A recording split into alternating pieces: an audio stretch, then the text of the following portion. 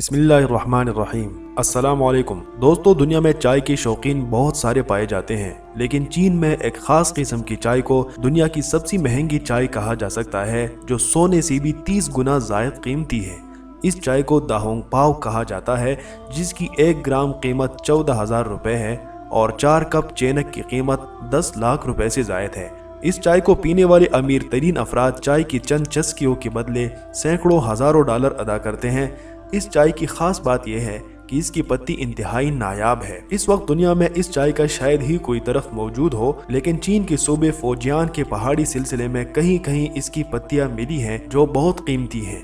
दास्तानों के मुताबिक ये चाय गैर मामूली तिब्बी खवास रखती हैं और हर साल एक मखसूस जगह पर इसकी सिर्फ 6 कोंपलें फूटती हैं, लेकिन इस पत्ती की तमाम अक़साम कीमती नहीं होती। इसकी पुरानी पत्तियां ही इतनी महंगी होती हैं, वरना आम किस्म की चाय $100 फी किलोग्राम में मिल जाती है। इसकी असल चाय वो है जो कदीम मादर दरख्त से लेकर अफजाइश की जाती है।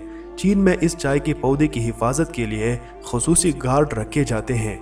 चाय को ख़ास दुकानदार ही फ़रोख्त करते हैं जो अमीर चीनी शौकीन हज़रात से राब्ते में रहते हैं। जब चाय की पत्तियां तोड़ी जाती हैं तो एक अजीब रस्म के तहत सुर्ख कालीन बिछाए जाते हैं और रिवायती लिबास में खूबसूरत ख़वातीन को मदऊ किया जाता है जो चाय हासिल करने की रस्म अदा करती हैं।